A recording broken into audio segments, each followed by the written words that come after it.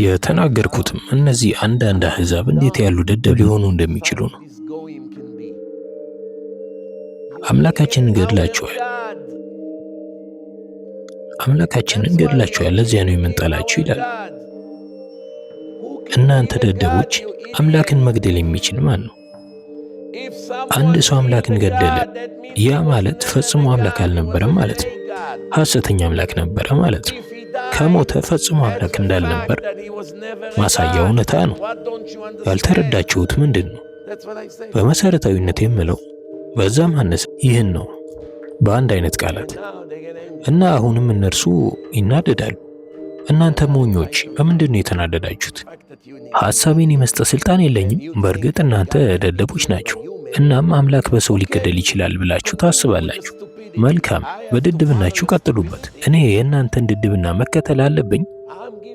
እኔ እውነቱን ፊታችሁ እየተናገርኩ ነው። መሳቅ ትችላላችሁ፣ ችግር የለም። መጨረሻ ላይ ማን እንደሚስቅ እናያለን። እነርሱ ይናደዳሉ። ምንድን ነው የሚያናደዳችሁ?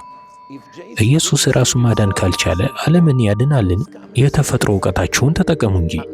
እኔ ከፈጣሪ እንዳልሆነ አንዳች ጥርጥር ስለሌለው በአዲስ ኪዳን መጽሐፍ ውስጥ ስላለው የማይረባ ነገር እያወራሁ እንኳን አይደለም።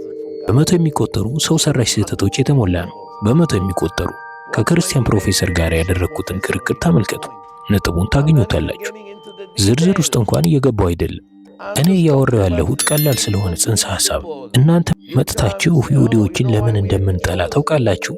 ምክንያቱም ኢየሱስን ገድለዋል ትላላችሁ። መጀመሪያ እውነት አይደለም፣ ይሁዲዎች አልገደሉትም። ግን ይሁዲዎች በሌላ ሰዎች እንዲገደል አድርገውታል ብትሉ መልካም።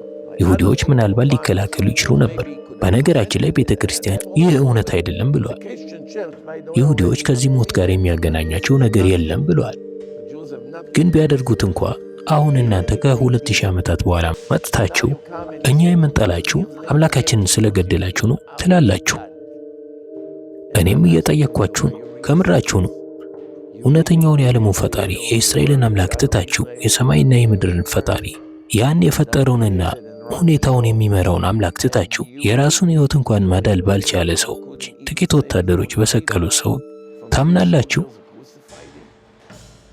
እንደዚህ ያለ ነገር አምላክ ይሆናል ወይም መለኮታዊ ኃይል አለው ብላችሁ በእውነት ታስባላችሁ? እኔ መለኮታዊ ኃይል ቢኖረኝ ኖሮ ማንም ይነካኛልን?